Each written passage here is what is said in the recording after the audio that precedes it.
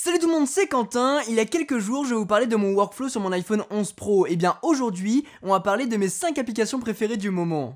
Allez, c'est parti.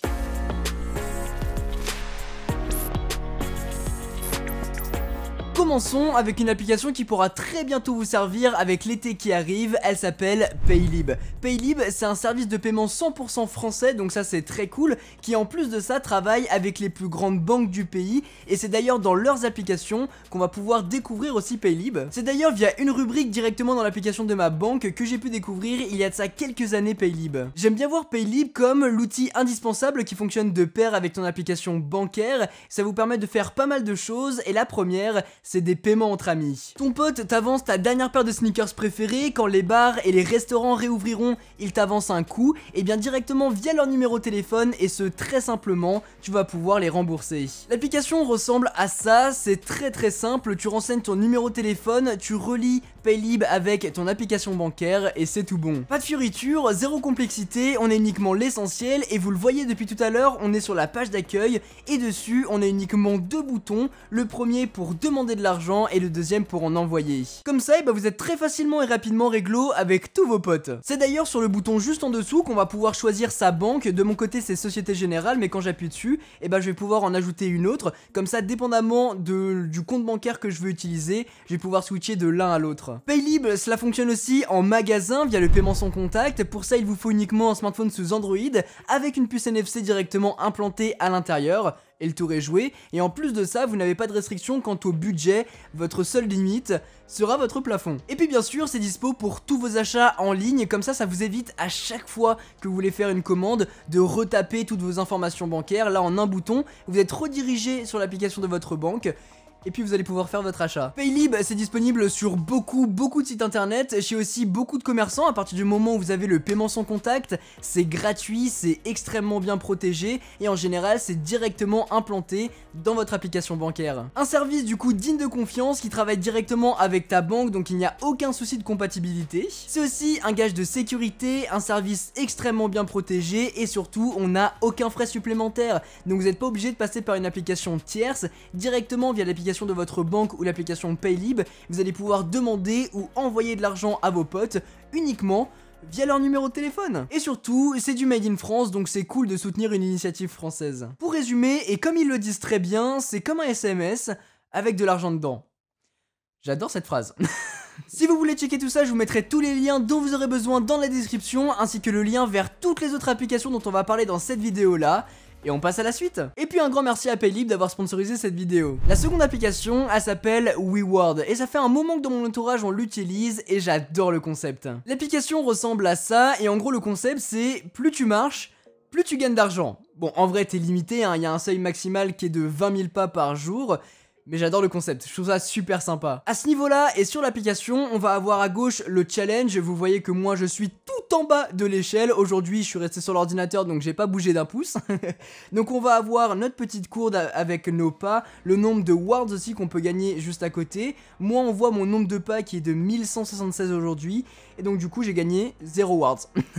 Mais à partir de 1500 pas, je vais en gagner 1, puis 3, puis 6, et ainsi de suite en fonction du nombre de pas que vous faites. Juste en dessous, on peut aussi avoir des statistiques sur ce qu'on a fait. En fait, c'est tout simplement relié avec mon iPhone et mon Apple Watch. Du coup, il sait en permanence ce que je fais. Et quand je regarde de jour en jour, là par exemple, j'ai eu un score de 100% avec 10 000 pas parce que j'ai fait une distance de 6 km. Voilà, je vais un petit peu courir. Il faut s'entretenir. Donc en fonction de nos jours, on voit les stats qu'on peut avoir et combien on va pouvoir gagner aussi. Du coup, tu marches, tu gagnes des wards. Tu vas aussi pouvoir aller dans la carte, et quand tu te balades par exemple à Paris, il y a des endroits spécifiques où tu vas pouvoir en gagner. Par exemple à Carrefour, tu vas pouvoir gagner 140 wards. Ou bien on va pouvoir avoir les bonus pour pouvoir regarder une vidéo, faire une enquête ou bien un sondage, et comme ça gagner facilement des wards. Donc voilà, c'est donnant-donnant. En récompense, avec tes wards, tu vas pouvoir aller dans le shop et regarder tous les sites partenaires, et comme ça avoir un bon de réduction, ou bien tu vas pouvoir te faire un virement, mais pour ça il faut beaucoup beaucoup marché. En vrai, c'est pas vraiment pour les récompenses que j'aime bien le concept, mais c'est pour vraiment t'inciter à bouger et éventuellement ils vont te mettre une petite carotte avec un petit peu de sous-sous à la fin du mois. Plus tu vas marcher, plus tu vas en avoir, mais j'aime vraiment bien le concept. Petit point négatif tout de même, à la fin de ta journée, il faut obligatoirement aller sur l'application et faire gagner mes wards. Si tu ne fais pas ça, même si t'as fait 20 000 pas, ça ne les comptabilisera pas. Un peu dommage. Passons maintenant à TV Time, une grosse application que vous devez peut-être connaître. Si ce n'est pas le cas, elle est vraiment sympa. TV Time, il faut le voir comme un énorme répertoire où tu vas y cataloguer tous les films et séries que tu as pu voir et où tu en es. Dans un premier temps, ça te permet de savoir où tu en es resté par rapport à toutes les séries que tu peux suivre. Si jamais ça change de plateforme ou que tu regardes une autre série entre temps, et bah tu peux quand même maintenir le rythme et savoir que dans Suits, je suis encore à la saison 6 épisode 5 et je peux reprendre à partir de là. Combien de fois ça nous est arrivé où en fait tu perds le compte, tu sais plus où t'en es, donc tu recommences à zéro. Pareil pour les films, tu vas du coup pouvoir créer une watchlist de tous les films que tu as envie de voir, et si on rentre dans un, et ben on va avoir plein d'informations quant à celui-ci, sur les acteurs, le trailer, le synopsis, un peu tout ce qu'on a besoin de savoir en fait. Et bien sûr, l'application te tient au courant des prochaines sorties, que ce soit pour les films, on va pouvoir découvrir tout ce qui va arriver, ou bien dans les séries, on va pouvoir un peu continuer et suivre le fil des prochaines saisons qui vont sortir ou de tel ou tel nouvel épisode. L'application est du coup vraiment hyper complète et je peux t'assurer que si tu dois vraiment suivre le rythme et récupérer tous les films et toutes les séries que tu as pu regarder dans ta vie, je peux t'assurer que ça va mettre beaucoup de temps. C'est pour ça que moi je me suis cantonné aux récents et aux suggestions que l'application m'a faites. Et en plus de ça, quand tu vas sur ton profil, tu vois le temps que t'as passé, hein. J'ai passé 2 mois, 17 jours et 8 heures à regarder des séries. C'est juste insane de savoir ça. 2600 épisodes, et encore une fois c'est des chiffres où j'ai pas tout renseigné. Là dans ma vie j'ai pas regardé 57 films. Donc voilà, TV Time, très cool pour garder le fil de toutes tes séries et de tous tes films que tu as pu regarder et que tu as envie de voir. Restons sur une application culturelle que j'ai découvert très récemment, elle s'appelle Cultureo. Dessus vous allez avoir des informations sur l'art, l'histoire, sur des sujets ou bien sur des œuvres bien spécifiques sous forme de podcast. C'est pas la plus belle application que j'ai pu découvrir, hein. Clairement niveau design il y a clairement mieux à faire, mais je trouve le concept super sympa où tu vas pouvoir soit lire, soit écouter le contenu. J'adore de plus en plus écouter du contenu, c'est d'ailleurs pour ça que j'ai créé mon propre podcast qui s'appelle La Fibre Tech, un podcast dédié aux amoureux de la technologie et de la créativité.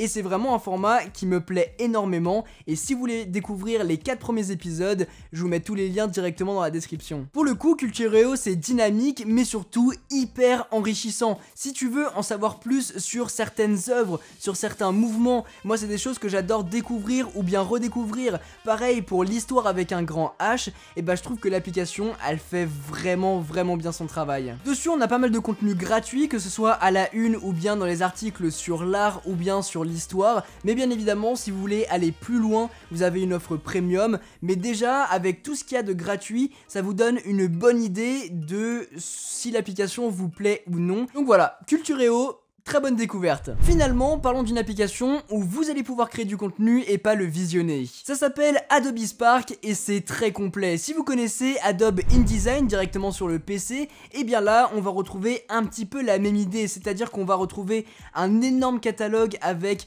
énormément de mise en page, énormément de templates que vous allez pouvoir utiliser à votre guise sur vos réseaux sociaux personnels ou bien pour mettre en avant, je sais pas, votre boutique, vos logos, vos idées, vos créations, absolument tout. Par exemple, si je veux mettre en avant mon podcast, j'ai juste à faire ça. J'ai créé mon petit template que je vais pouvoir vraiment totalement modifier si je veux changer l'image, si je veux changer la couleur du fond ou bien rajouter une photo, si je veux modifier un petit peu la typographie du texte ou bien rajouter ce que je veux. Par exemple, je suis en vidéo, voilà, je fais down et j'ai directement mon texte qui a été modifié.